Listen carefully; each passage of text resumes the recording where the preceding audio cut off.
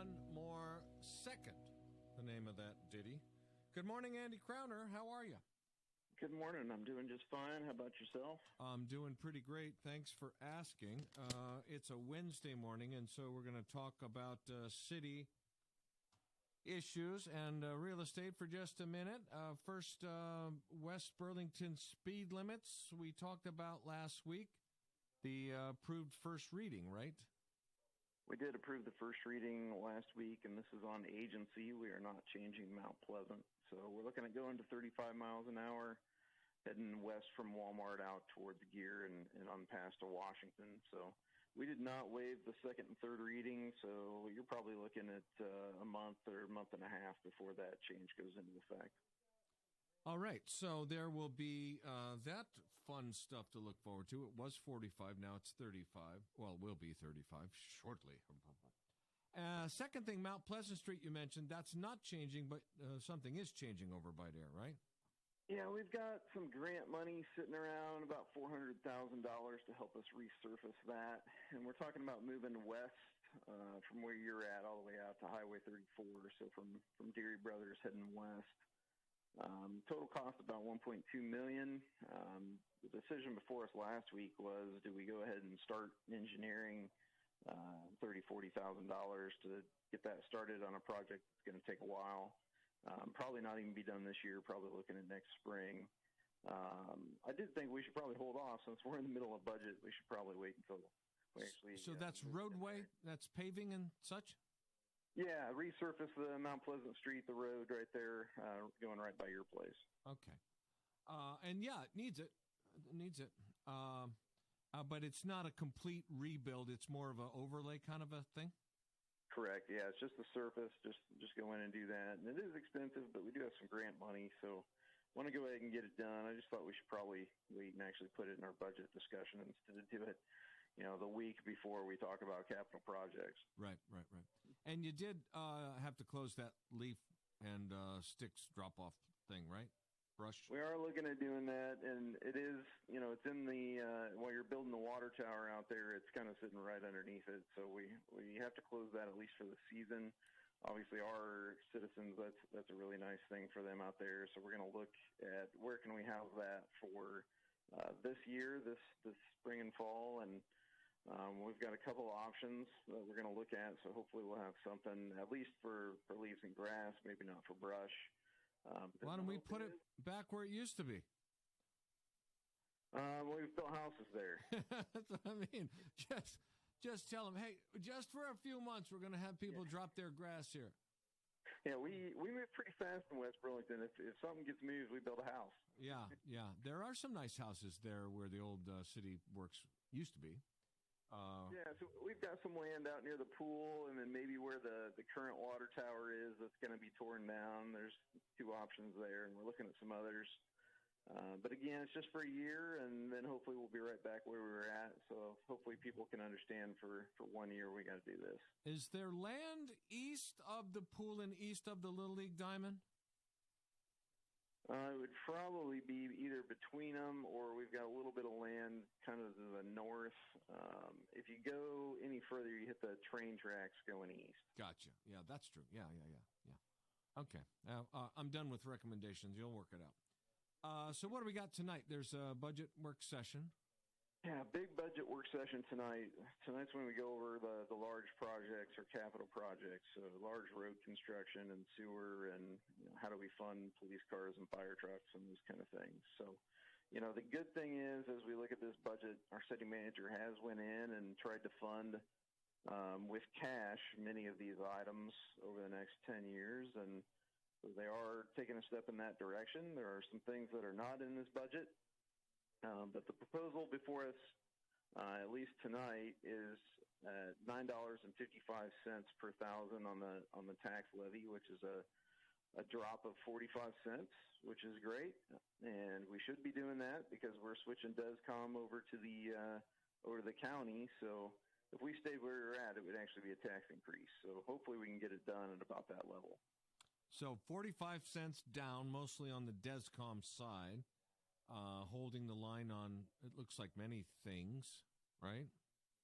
Mostly. Yeah, we don't do a whole lot of, slush fund money. Every dollar has a name to it, and I'm really proud of West Burlington for doing that. When we look at a budget, it really has a line item that says, this went up $500, and it's because, police needed 3 new shotguns or whatever. It Right. really has a name to it. So there's some talk here of equipment for public safety, fire, police, this kind of thing. What is that discussion? Yeah, this budget would fund those items going forward. So it would buy a future fire truck with cash. It would buy police cars with cash, put a new fire station roof on, maintain the water towers, those kind of things. So city manager's done a good job. I'll hand it to him this time of going in and putting those items in and planning for them in the future. So we're not just taking out lemons to do that, or we're not hoping and guessing that we're going to have money. It's actually planned for. Does the fire department have a flat roof, right? Yes. And that would stay a flat roof? I just don't understand the flat roof in this world. I don't get it. I was working with the school for a long time, and that's all we had over there. And I tell you what, it does take a lot of money to redo it, but it's fine. They work still, and you get the EPDM rubber up there, and right. You still get 20-year lifespan out of them plus, and so it does work. And then the proposal at $955 per thousand does not fund what? I would say there's several things that are not in there, and right off the bat, public works equipment, any of their trucks, vehicles, major items that you're using are not in there as laid out and paid for with cash. So that's kind of a hole we're missing. That Mount Pleasant Street resurface that we just talked about, which we've got a little bit of grant money, but we still need to pay about $800,000. That's not in that budget. And also the large sewer main we talked about out on Gear, which is a $3 to $5 million project, is not in that budget. So the hold on, doesn't really cover everything. So you mean the payments for the bond is not in there, not the $3 to $5 million, right? You're going to bond that, I would have to, right? I think we're going to have to bond that just because it hasn't been planned for. I think you could have, 10 years ago, if you'd have started looking at that project, you could have started putting away cash and probably done it with cash. But right. That wasn't done. You're probably looking at a bond. So in that $955 is not whatever that payment might be, right? Correct. Okay, gotcha. Yeah, and we're probably, we're 3 years out from that sewer main deal. Probably, even if we started today, it takes 3 years out to just get through the DNR requirements. Right. So that's not something we necessarily have to have in this budget today, but as we're laying out the next 5-10 years, it's not really planned for to pay cash for. So we're going to be looking at a bond on that. All right. It sounds like you got your hands full, as budget time is always, I don't know. It's sometimes contentious. Sounds pretty organized this year, though. Yeah, I wanted to weigh in on your last conversation, what you should ask the city manager. And I'm not really commenting on Burlington. This is just my experience when you're hiring a city manager or a superintendent and those kind of things. And what I would tell you to do is try to lead them to give you their philosophy. What do they really believe should be the process and how you should run a city. And it takes probably 4 or 5 questions to get down to that, but really get down to the core of what they believe and how they should run it. Keep digging until they actually give something up on that answer, not the phony one they're going to give initially. Yeah, and anybody would, because you don't want to get into deep thought, but right. Wait till the point they push back in the chair and say, "All right, here's what I really think." That's actually good advice. I was thinking, since I harp on this every year at budget time, best practices in this realm is priority-based budgeting, and very few use it because it does end up being pretty restrictive on the people that run for that office. I mean, it's an unpopular it's popular with the tax levy side of the crowd, but not popular when you have to have no for almost everything that comes in front of you, I think by the end of the interview, you should also be able to answer, here's what this person's not good at. Right. And actually be able to answer that. And, nobody's going to be perfect. Nobody's going to be a 10 across the board. And you can't just ask that, and somebody's going to give you a surface answer if you ask them what your Right. your downside is or whatever. But if you really know going in, okay, I found it. I think you need to find it before you hire them. Right. So we can compensate. Yeah. Good. Hey, good ideas. Thank you, Andy Crowner. I forgot about all your experience in all of these things. I forgot entirely about the school board and the rest of that. Good deal. Not to mention the generational knowledge you probably have from your father and mother and the rest, right?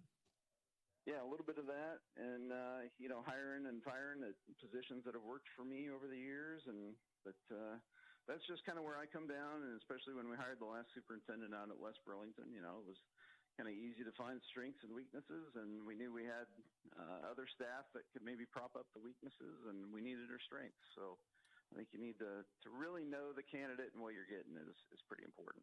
All right, let's switch over to real estate. We got a few minutes left. We're in the throes of winter finally. But we are almost done with January, so sort of you can begin to see that there might be a spring at some point. But what's killing me is heating costs at this point at home. Yeah, it's just gotten to where it's cold all the time now. And we've had very little sunshine to sort of help with that passive solar that normally hits the roof of the house and all that stuff. Now we've got a layer of snow everywhere. What do you got for me on heating costs? Yeah, there's a couple things you can do. Now, some of these, people know it, and we just don't do it. So some of it, you actually have to take the action. But, find some air leaks, usually around windows and doors, sometimes outlets or baseboards. Fireplaces are a big one. I know that's my issue in my house. My fireplace lets in a decent amount of cold air, and there's some easy ways to go through and seal those up, especially around windows with plastic film or little draft stoppers on the ledge. And then some other things you might not think about. Actually use a humidifier in your home. It will feel warmer, and you can reduce your furnace. That's one people don't usually talk about very much, but it actually works pretty well. And then insulate your water heater. That's another big one. It's down there burning gas, trying to keep that water warm. So anything you can do to help it, that'll help reduce your heating costs this year too. You're so right about the humidifier. We use one in our bedroom normally because it's out of the main part of the house. But we put one in the living room this year, and wow, you can turn the thermostat 2 degrees when you have that humidity in the house. It's it's a very significant. I don't know what accounts for that. Well, I kind of do, but that is a really great tip. It costs almost nothing to run, other than the cost of water, which is free, and so that's a good tip right there. What about maintenance? And I got places now where the ice is hanging over icicle style over my gutters and that stuff. And while it's very attractive, I'm thinking it can't be good. Yeah, we're seeing this a lot right now on the real estate side with houses we have listed that are calling with issues. And so you want to clean up any icicles hanging on your roof. And not only is it a safety issue if people are underneath it, but, that's pretty rare. But what it can do is cause leaks in your roof. And so any kind of ice dam or, basically any time you're getting water sitting is not a good thing. So right. I would try to knock those down and clean them up if possible. I'd love to get the snow off my roof, but that's dangerous work right there. Anyway. Some other things you can do on the maintenance side. Cover your air conditioner right now. You're going to extend its life by a couple years, so save some good money there. Change your furnace filter if you haven't yet. I mean, it's a pretty simple thing, but a good new furnace filter save you some money, and it's safer as well. And then finally, something we don't think about is where we're moving all that snow. Try to move it as you're shoveling or snow blowing away from the house and towards the street. Don't pack it up against your foundation. You're causing a big issue when this thaws. You're moving all that water right up against your foundation. And over years, that's going to cause more cracks and issues. So try to push it away. Right. And then the other thing, you mentioned sealing up drafts and whatever. I actually keep a window crack, which might be asinine, but I like the fresh air to get into the system. I I hate when the house is closed up for all these months. I just feel like carbon monoxide, I don't know, radon, who knows what's in that house. So what are the tips there in a safety sense? Yeah, and this is a big one. And I tell you what, if you talk to the West Burlington Fire Department right now, we've had a lot of calls already for actual fires here at the start of the year. And so we really need people to step up and be careful. So a couple things. Number one, obviously test your carbon monoxide detectors. This is more of an issue in the winter. So just give them a quick test, make sure they're working, might save your life. Dig the snow out around your gas meter. A lot of people talk about this time of year after a big snow. So outside around your gas meter, just kind of dig that out. And if you don't, it could cause a gas leak and get into your house. So that is a real concern. So please just take the 2 minutes it takes to do that. And then a big tip, 1 in 5 fire deaths are from heating equipment. And so keep anything that can burn away from a heat source, like a fireplace or a wood stove or a space heater, especially a space heater. Those things are pretty dangerous, especially if you leave them on while you're sleeping, those kind of things. So, don't leave a blanket or, set it right next to your bed, those kind of things as you're sleeping here this winter. There you go. Safety tips, maintenance tips, heating cost. Winter. It's a glorious time of the year. How soon can I move to Florida, and how much can you get for my house? A lot, and probably pretty quickly. The market in general had a good start to the year, would you say, now that we're almost through January? I would say we have one major problem, and that is just we have no houses to sell. It is really low right now, and so things are selling really quickly. Good luck if you want to buy a house right now. You better have a good realtor that's getting you in there probably before it's even on the market, because there's just no houses, so they move really quick. Andy Crowner at RE/MAX. You can go to his website, andycrowner.com. Also, of course, on Facebook and the rest of the social media outlets. Andy Crowner is your search. And then RE/MAX, of course, right in the heart of downtown West Burlington, as it were. Yeah, Thank you, my down, friend. Next to Broadway, across from the City Hall. I don't have to move far from going to the city to RE/MAX. Right on. Appreciate the time this morning. We'll talk to you next week. Thank you very much. Stay warm. All right. Thank you. AndyCrowner.com.